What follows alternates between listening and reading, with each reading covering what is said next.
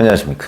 2023년 9월 1일 최병무의 팩트 시작하겠습니다. 오늘도 이재명 민주당 대표를 둘러싸고 벌어진 여러 가지의 수사 지연, 재판, 그 다음에 위증 교사 이런 부분에 관한 움직임들이 있었습니다. 이게 결국 무엇을 말하는가 하는 걸 말씀드리려고 하는데, 오늘이죠. 신학림 전 언론노조 위원장 주거지 등에 대한 검찰의 압수수색이 있었습니다. 그럼 신학림 전 노조 위원장은 왜 압수수색을 받았을까? 작년 대선 직전인 3월에 그 인터넷 매체인 뉴스타파라는 데 있습니다. 여기에서 김만배 씨와 신학림 씨 간의 인터뷰, 이걸 녹음 파일을 공개했는데요.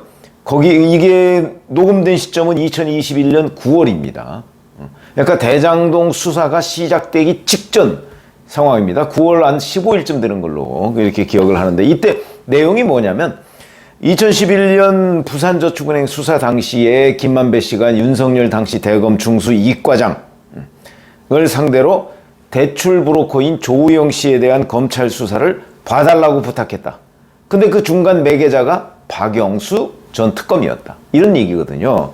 그러니까 이재명 후보가 당시에 이 대장동 수사는 국민의힘 게이트다 이러면서 제시했던 것 중에 하나가 윤석열 중수 이과장이 부산저축은행 사건을 제대로 수사하지 않았기 때문에 바로 그 시드머니가 돼서 그게 대장동 사건을 일으켰다, 이런 논리입니다. 그걸 뒷받침하는 인터뷰를 신학림 씨가 김만배 씨하고 했던 거죠.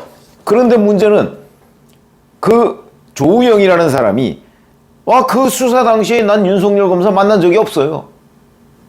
결국 무슨 얘기냐? 신학림 씨와 김만배 씨가 짜고 거짓말 인터뷰를 했다. 왜? 윤석열 당시 국민의힘 후보를 깎아내리기 위해서. 이런 거죠. 대선에 영향을 미칠 목적으로.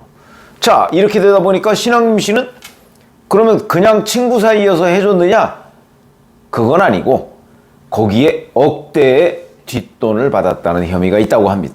그걸 지금 밝혀내기 위해서 검찰이 신학림 씨에 대한 주거지 등을 압수수색했다. 그러면 이 기획의 최종 수혜자는 누구냐? 이재명이죠.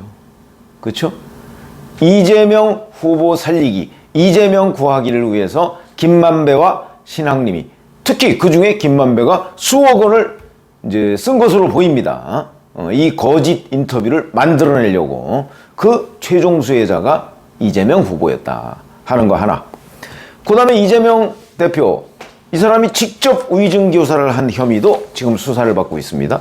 이거는 본인의 선거법 위반 허위사실 유포와 관련된 건데, 2019년 2월에 자기 선거법 재판을 받고 있었는데, 자기가 경기도지사 선거 당시에 사실은 검사 사칭은 자기가 누명을 썼다고 얘기한 적이 있는데, 이게 허위사실이라고 그래서 수사를 받는 와중, 그래서 기소가 됐는데, 그 재판에 김병량 전 성남시장과 가까운 이 사람이 증언을 했는데, 그 사람의 증언이 이재명 무죄, 이 사건과 관련해서 무죄의 결정적 증거가 됐습니다.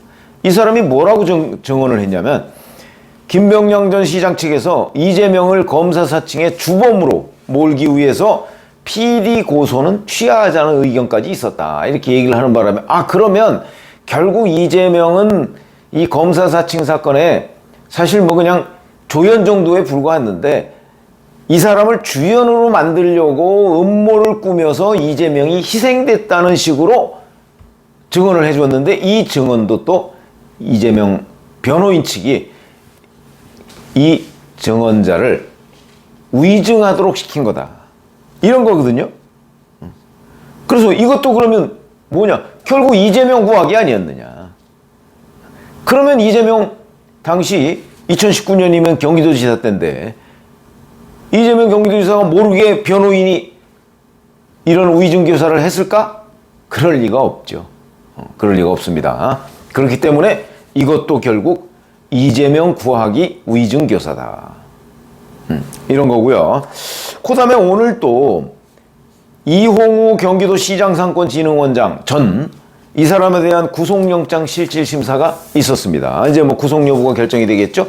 뭐 제가 한두 차례 정도 말씀을 드린 적이 있는데 2021년 5월 3일 오후 3시부터 4시 50분 사이에 이홍우 전 원장이 김용 전 부원장과 자기가 수원 컨벤션 센터에서 같이 업무를 협의했다 이렇게 증언을 했습니다.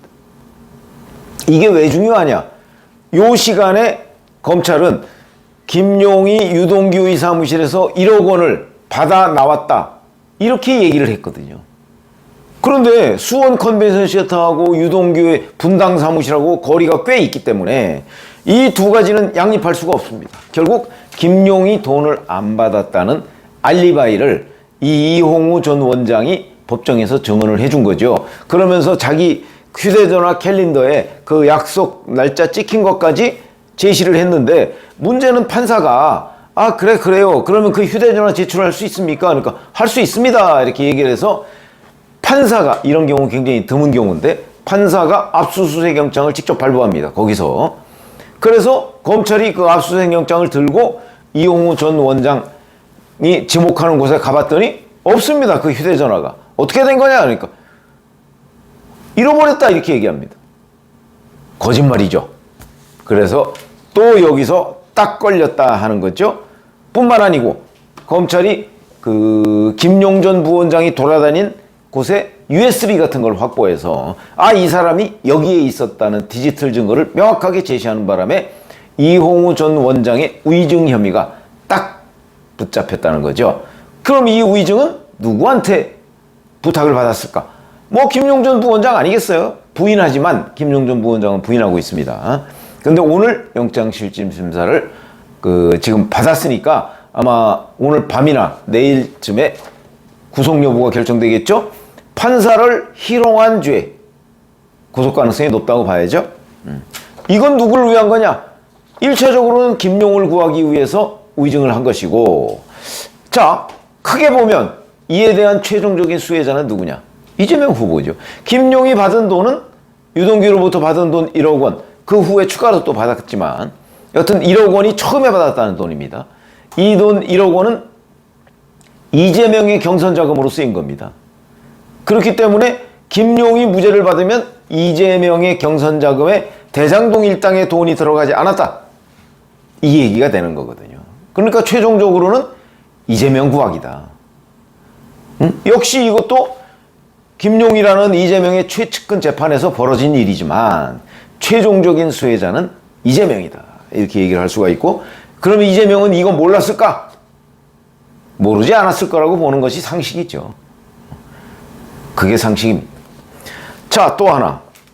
이화영 재판 파행이 있었다. 그래서 제가 더 이상의 파행은 없다. 공전은 없다. 이렇게 말씀드렸는데 지금 부분적으로 공전을 되고 있습니다. 그건 어쩔 수가 없는 거죠. 왜 그러냐면 변호인이 없으니까 변호인을 국선 변호인으로 대체했는데 이 사람이 무려 5만 쪽에 가까운 그 이화영 전 부지사의 재판 기록을 지금 다 보고서 공부를 해야 본격적인 재판이 진행되지 않겠습니까? 한 달 걸린다는 겁니다.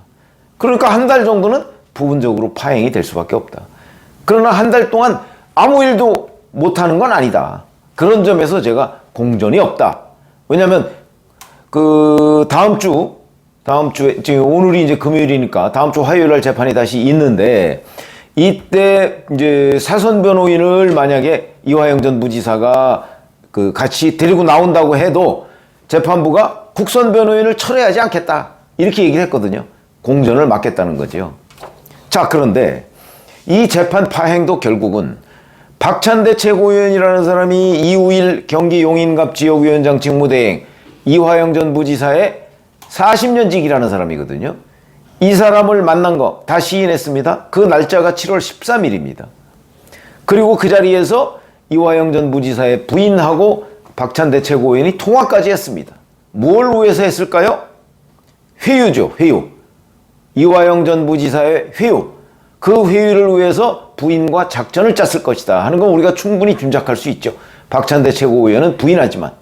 그러나 이걸 왜 제가 짐작할 수 있다라고 얘기를 하냐면 7월 13일 박찬대 이우일 이 만남 이후에 이화영 재판의 지연 이것이 본격적으로 진행이 됩니다. 그 이후에 이화영 전 부지사의 부인이 탄원서를 민주당에 내고 그 다음에 이화영의 옥중 편지를 민주당에 내서 또 공개하도록 하고 그 다음에 또 하나 이화영 변호인을 갑작스럽게 그 부인이 해임하고 그 다음에 김형태 법무부인 덕수의 변호사를 또 재판에 출석시켜서 재판을 파행시키고 이런 일련의 과정 이거는 누구를 위한 것일까요? 이것도 이재명 구하기를 위한 것입니다. 그러니까 이 모든 것 전부 다 최종적인 수혜자는 이재명이다. 그러면 이재명은 이 모든 것의 최종 컨트롤 타워일 가능성 제가 여러 차례 말씀드렸죠. 그 가능성이 매우 높다. 자, 오늘 이재명 대표는 돌연 어제 단식을 시작하면서 검찰 조사 4일날 받겠다 또 갑자기 이렇게 나왔습니다. 9월 셋째 주 그 본회의 없는 날에 받겠다고 얘기했다가 갑자기 또 4일날 받겠다고 얘기했는데 조건이 있습니다. 오전 2시간만 받겠다 이거죠. 아니 수원까지 왔다 갔다 하는데 가는데 1시간 오는데 1시간 조사받는데 2시간 2시간이면요 조사 거의 못 받습니다. 그러니까 검찰이 그건 안 된다. 우리가 준비한 조사를 다 완료하겠다. 이렇게 나오니까 이것도 어떻게 될지 모르겠습니다. 이건 또 검찰 희롱이죠. 수사 지연입니다. 이 또한 이재명 대표의 전략이다. 라는 관점에서 본다면 자 줄곧 이재명 주변에서 나오는 거는 위증 교사, 수사 지연, 재판 지연 이 최종적인 수혜자는 결국 이재명 대표에 대한 수사와 재판을 방해하기 위한 것이다. 이렇게 우리가 판단을 할 수가 있고요. 그렇다면 이 최종적인 수혜자가 이재명이라는 점은 결국 이재명이 이 모든 것의 기획자일 가능성이 대단히 높고 일부는 실제 본인의 육성이 담긴 그 위증교사 혐의가 있습니다. 그런 걸 보면 이건 또 무슨 얘기를 의미하는 거죠?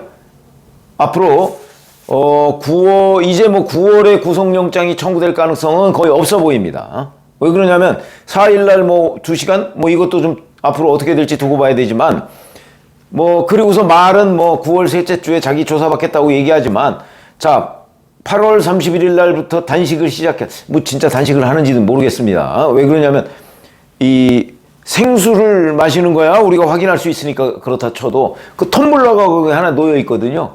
텀블러 불투명합니다. 텀블러 안에 뭐가 들어있는지 어떻게 합니까? 그렇기 때문에 지금 실제 단식을 하는지는 모르겠으나 어쨌든 간에 단식을 한다고 하니까 이 문제로 자, 한 열흘 이상 단식한 사람을 검찰이 부른다? 불가능하죠. 그거는 자칫 잘못하면 동정심을 유발할 가능성도 있고요. 일반 국민들의. 자칫 잘못하면 또 검찰청 앞에서 이재명 대표가 쇼를 할 수도 있습니다. 갑자기 쓰러진다든가 힘이 없다고. 이렇게 되면 검찰에 예상치 않은 역풍이 불 수도 있습니다.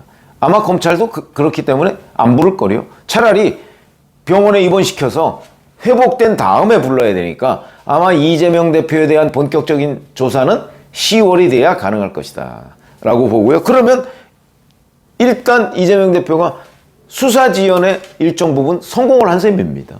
수사 지연. 그러나 한두 달 지연시킨다고 해서 있는 죄가 없어지는 거 아니거든요. 그런 점에서 본다면 요 단기적 꼼수 이런 것들이 이재명 수사와 재판 주변에 유난히 많다. 그것도 우리가 기억나는 것만 따져봐도 온통 불법적인 수사 지연, 재판 지연, 위증 교사. 이재명 대표가 과연 거기에 관련이 없느냐?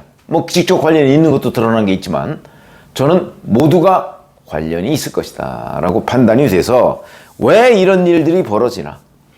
이런 일들을 아무리 이재명 대표가 기획하고 집행한다고 해도 결국은 나중에 구속영장이 청구됐을 때 본인의 증거인멸 작업, 이 전부 다가 사실은 증거인멸 작업의 일환이거든요. 증거인멸 작업에 그걸로 평가를 받을 가능성이 많기 때문에 결국 구속영장 발부 가능성을 높이는 자충수에 불과하다. 본인은 들키지 않을 것이다 이렇게 생각을 했는지 모르겠으나 이렇게 다 입증되듯이 하나 둘씩 드러나고 있다. 이렇게 판단을 합니다. 고맙습니다.